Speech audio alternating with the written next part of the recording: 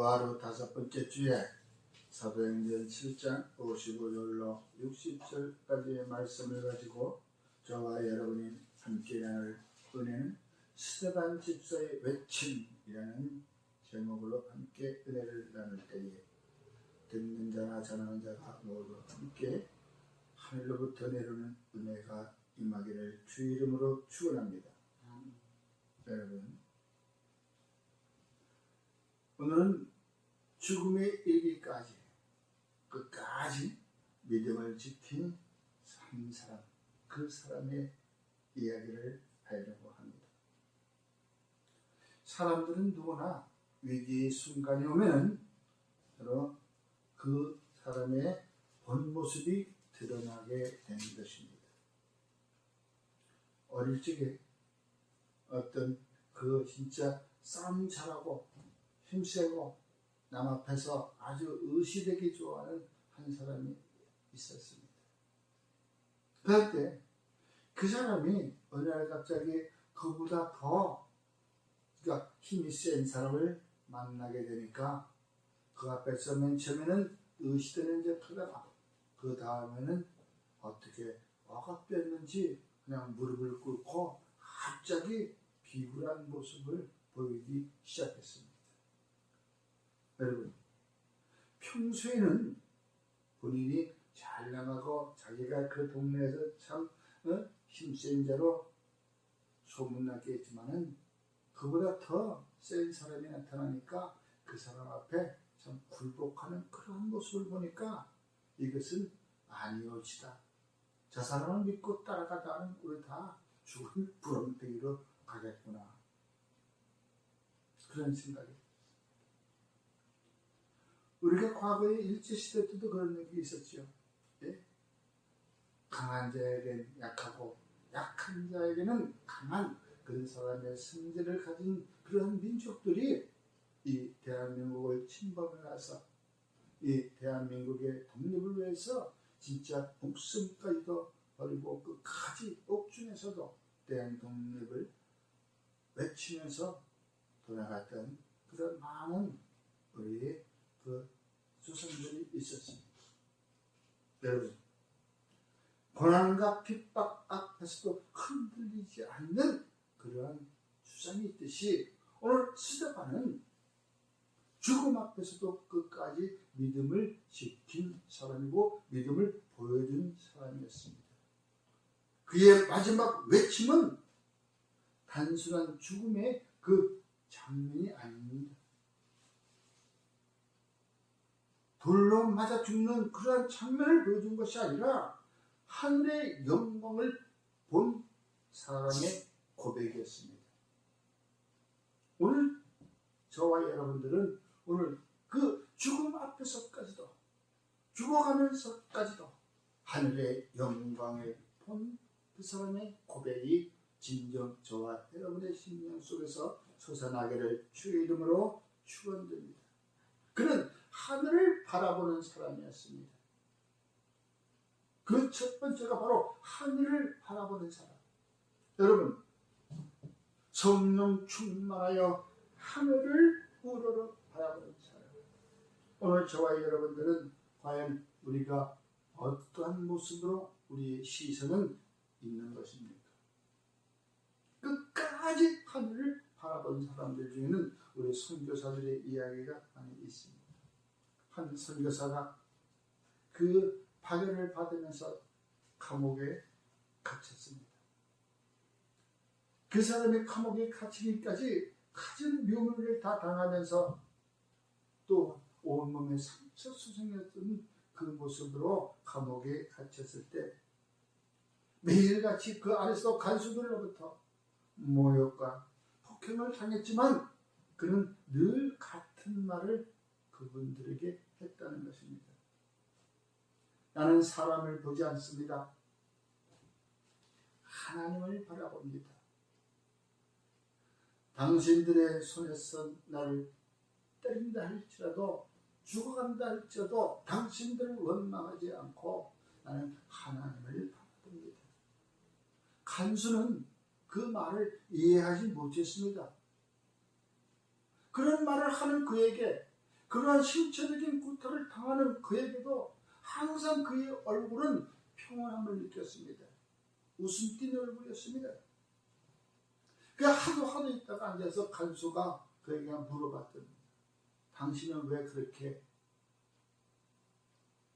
얼굴이 이렇게 웃으면서 이렇게 평안합니까? 물어보는 거예요. 그러니까 그 선교사의 대답은 어땠습니까? 그가 하는 얘기는 나는 비록 내 육신은 이곳에 있지만 나의 시선은 하늘을 바라보고 있다. 하나님이 계시는 그의 나라를 바라보고 있기 때문에 나는 항상 평안할 수밖에 없다. 불안해하지 않는다. 바로 오늘 우리가 읽었던 스데반의 믿음과 같은 동일한 말씀이었습니다. 스데반은 돌에 맞아서 죽어가는 상황 속에서도 사람을 보지 않고 하늘을 우러러봤다는 것을 우리는 오늘 이 시간 다시 한번 확인해야 되는 것입니다. 오늘 우리들의 문제를 살펴볼 것 같으면 과연 사람을 보면 두려움이 생깁니다. 과거에 어릴 적에 학창 시절에 왕따를 당하던 한 사람은 그 왕따를 시킨 그 사람을 졸업 후에도 그 사람만 보면 오금이 저려 두려움이 저려. 그래가지고 청년 때까지도 그 사람에게 붙들려서 갖은 모욕을 당하고 살아왔다고 어느 날 TV에서 그 뉴스로 나오는 걸 봤습니다. 30살이 다 되도록 갇혀서 이런 모텔 방에 갇혀서 의다 맞아가면서 갖은 모욕을 다 당하면서 오물을 먹어가면서까지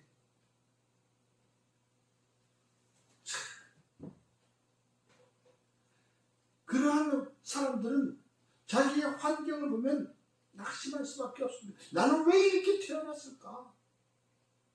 그리고 결국은 죽음의 길을 선택하게 되죠. 그러한 사람이 일찍이 예수를 알았더라면, 교회를 알았더라면, 오늘은 또 특별히 또 어린이 주간이 있는 것입니다. 올해 어린이 주간. 그 어릴 적부터 우리가 예수님을 영접하고 알았더라면 그러한 불상사는 생기지 않았을 것입니다. 그러한 사람들이 오늘날 너무나 많이 있다는 것을 안타까울 뿐입니다. 우리 모두가 예수를 믿고 두려움에서 벗어나는 하늘을 바라보는 사람, 하나님만을 바라보는 사람, 예수를 바라보는 사람으로 거듭나기를 주의 이름으로 축원합니다. 과연 지금 오늘날 우리의 시선은 어디를 향하고 있는 것입니까? 세상을 바라보지 말고 하나님이 다스리는 그의 나라를 바라보며 살아가시기를 주의 이름으로 축원합니다. 두 번째로 예수님만을 바라보는 사람이어야 되는 것입니다. 예수님만을 바라보는 사람. 시편 37편 31절의 말씀에서도 그의 마음에는 하나님의 법이 있으니 그의 걸음은 실족함이 없으리로다 라고 말씀하고 있을 것입니다. 베드로후서 1장 10절에도 그러므로 형제들아 더욱 힘써 너희 부르심과 택하심을 굳게 하라. 너희가 이것을 행한즉 언제든지 실족하지 아니하리라. 여러분, 우리 모두 죽음 앞에는 실족하게 되는 것입니다. 내가 아무리 바른 일 간다고 여호수아 1장 7절에서 8절 말씀처럼 그게 간다 할지라도 잠깐 한눈을 팔면 길은 어긋나고 실족하게 되어 버리고 마는 것입니다. 이것은 어린아이일 때는 실족해도 금방 일어납니다. 그러나 나이 먹어가지고 실족하면 금방 못 일어나요. 여러분, 왜 나이 먹은 사람들이 실족하는지 알아요? 길 가다가 마음은 급해 몸이 먼저 가는데 다리가 먼저 따라가지를 않아요. 몸은 먼저 나가고 다리는 따라 나가지 않으니까 무게의 중심이 앞으로 쏠리기 때문에 넘어지는 거예요. 잘 넘어지는 거예요. 특히 편차가 있는 도로에서는. 인도. 그래서 요즘엔 어떻게 해요? 인도가 이렇게 약간 그 건널목에서는 어떻게 내려갔죠? 경계석이 밑으로 꺼져 있어. 그 편차를 없애기 위해서. 바로 그와 같이 나이가 먹은 사람들은 무게 중심이 앞으로 쏠려버리기 때문에 넘어지는 거예요. 다리가 길어서 쫓아오질 못했는지 짧았으면 얼마나 갔을 텐데. 또한 예수님을 바라보는 사람은 오늘 성경에 기록된 대로 인자가 하나님 우편에 서신 것을 보았다. 나를 위해서 어서 오너라.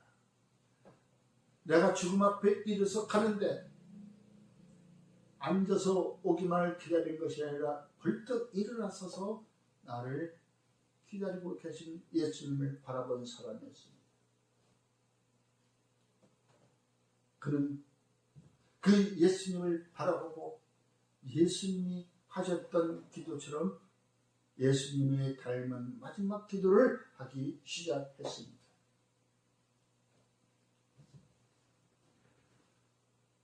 어느 날 어떤 집사님이 큰 사업을 하다가 갑자기 부도가라고 망하게 됐습니다. 그것은 같이 하던 사람 중에 한 사람이 배신을 했기 때문이지. 사업이 망한 건 괜찮지만 그 사람과의 관계도 깨져버렸습니다. 주변 사람들이 이야기합니다. 그 사람 만나면 절대로 용서하지 마시고 어떻게 해서든지 손해배상을 해서 받아내십시오. 분명히 어디인가 그 사람이 그게 감춰졌을 것입니다. 뒤로 빼돌렸을 것입니다. 그러나 그 집사님은 그렇게 기도했대요. 하나님, 저 사람을 불쌍히 여겨주세요. 그렇게 시간이 지나 흘러갔던데 그를 배신했던 사람이 회개하고 돌아왔답니다. 그는 이렇게 고백했대요. 당신의 용서가 나를 살렸습니다. 용서는 사람을 살리는 능력이 있는 것입니다.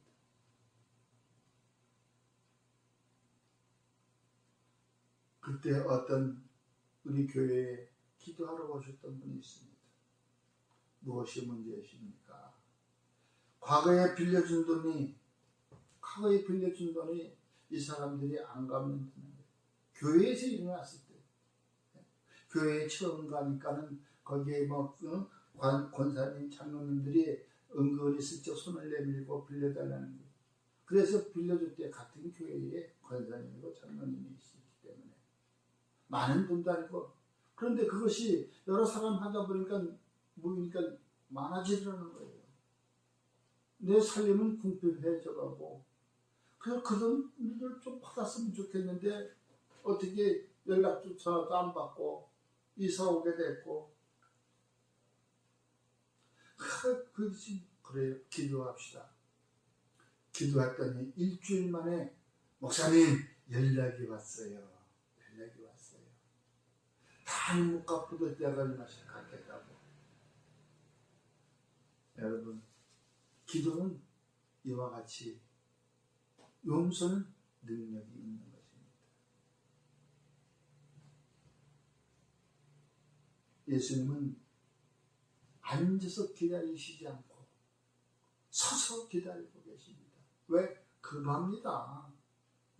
그만큼 저와 여러분들의 용서하는 그 기도는 예수님도 감동시키게 하십니다. 이와 같이 저와 여러분들은 예수님이 저들을 용서해 주시라고 하는 것, 저들이 하는 행위를 불쌍히 여겨달라는 것, 그와 같은 믿음으로 용서해 주는 믿음으로 살아가시기를 주의 이름으로 축원합니다. 그 용서 능력은 얼마나 힘이 있는지 예수님이 서 계신다고 하셨는데, 과거에 그 어린아이들 체육대회에 가면은 달리기를 하죠. 한 줄로 쭉 서가지고, 여기 줄 세워가지고, 뭐 4명, 5명씩 줄 서가지고 여러 가지 길게 줄 섭니다. 그리고 이제 달리기를 시작할 때 한 줄씩 앞에 나와서 달리기를 합니다. 그래가지고 1, 2, 3등 표를 나눠주죠. 그런데 어떤 아이가 잘 달리기 하다가 코너에서 스텝이 잘못 꼬여져가지고 넘어졌어요. 넘어졌어요. 일어나려고 하는데 또 넘어져 버렸죠. 뒤에 오는 놈이 또 밀치고 지나가 버리는 바람에 또 넘어져 버렸어요. 그때에 그 관중석에 보면은 그 부모님들이 많이 앉아있잖아요. 학부형들이. 야, 빨리 일어나! 괜찮아! 뛰어가! 괜찮아! 뛰어가! 그 소리에 그 아이는 끝까지 완주할 수 있었다는 것입니다. 바로 자기 아버지의 목소리였던 것이에요. 괜찮아? 끝까지 일어나 가. 괜찮아? 끝까지 가. 여러분, 이와 같이 하나님은 우리의 고난을 가만히 앉아서 보고만 계시는 것이 아니라 일어서서 보고 계신다는 것을 믿으시기 바랍니다. 그것이고 우리들의 믿음의 순간을 보고 계신다는 것입니다. 스데반을 맞이하기 위하여 그의 믿음을 인정하기 위하여 서 계시는 예수님을 보십니다. 여러분, 우리가 눈물 흘리며 고난 가운데 있을 때 주님은 앉아 계시지 않습니다. 우리 인생을 향하여 서 계신다는 것을 믿으시기 바랍니다.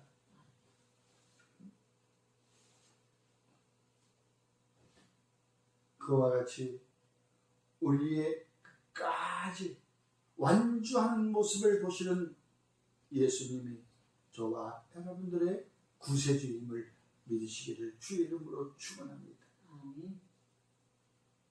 마지막 세 번째로 용서하는 사람이 되어야 한다고 오늘 성경은 말씀하고 있는 것입니다.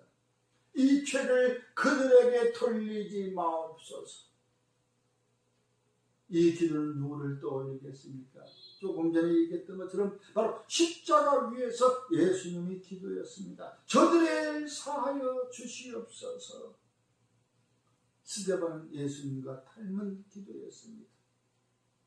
이것이 바로 진짜 믿음의 증거이고 바로 능력인 것입니다. 믿음의 증거는 기적이 일어나는 것이 아닙니다. 기적은 일어납니다. 그러나 그것을 우리가 믿음의 증거라고만은 할 수 없는 것이죠. 믿음이 적은 사람도 믿음이 많은 사람도 다 기도하면 기적이 일어나는 것입니다. 그것을 우리 능력이라고 하죠. 그러나 진정 믿음의 증거는 용서하는 믿음인 것입니다. 용서인 것입니다. 오늘 나는 누군가를 미워하고 있는가? 나의 어릴 적부터 내 마음에 상처를 준 사람은 과연 누구인가? 여러분, 우리가 과거에 어릴 적부터 우리가 지금까지 살아오면서 내가 누군가를 미워한 사람이 있다면 이제 그 미워함을 하나님 앞에서 내려놓고 그의 용서를 구하는 저와 여러분이 되기를 주의 이름으로 축원합니다. 과연 나는 하나님 앞에서 내려놓아야 할 사람이 과연 누구인가? 주께서도 우리에게 말씀하셨습니다. 사람에게 용서함을 주지 않으면 나도 주님 앞에 가서 용서함을 받을 수 없다는 것입니다.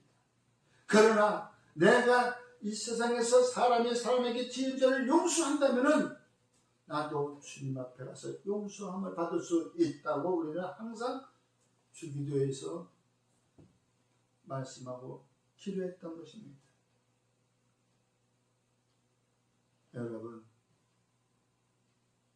죽음이 끝이 아니었던 사람은 바로 스데반이었습니다.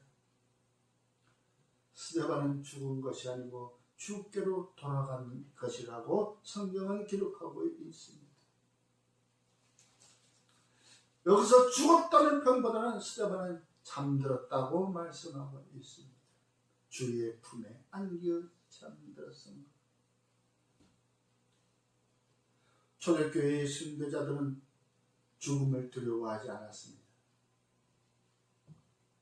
오히려 마지막 순간에도 그렇게 말했습니다. 나는 이제 진짜 나의 집으로 돌아간다 라고들 말씀했습니다. 여러분, 저와 여러분의 믿음의 끝은 주께로 돌아가는 것이었습니다. 이제 저와 여러분의 삶은 주의 나라에 다다를 때까지 스데반의 믿음처럼 오늘도 우리가 주님만을 바라보고 또한 하나님의 나라, 하나님이 계시는 그 다스리는 그 나라를 바라보고 용서하는 자가 되어야 한다는 것을 다시 한번 이야기를 합니다. 결론적으로 스데반의 외침이 오늘 우리의 바로 외침이 되어야 한다는 것입니다. 스데반의 육체는 죽어갔지만 그의 영혼은 패배하지 않고 승리하였습니다. 승리자의 바로 외침은 용서해 주는 것입니다. 전쟁터에서도 승자가 그 패자를 용서해 주는 것. 그의 외침은 하늘을 보라, 예수님을 보라, 용서하라, 이 세 마디로 우리가 함축할 수 있습니다. 이 세 마디가 오늘날 우리의 삶 속에서도 흘러나오기를 주님의 이름으로 축원합니다.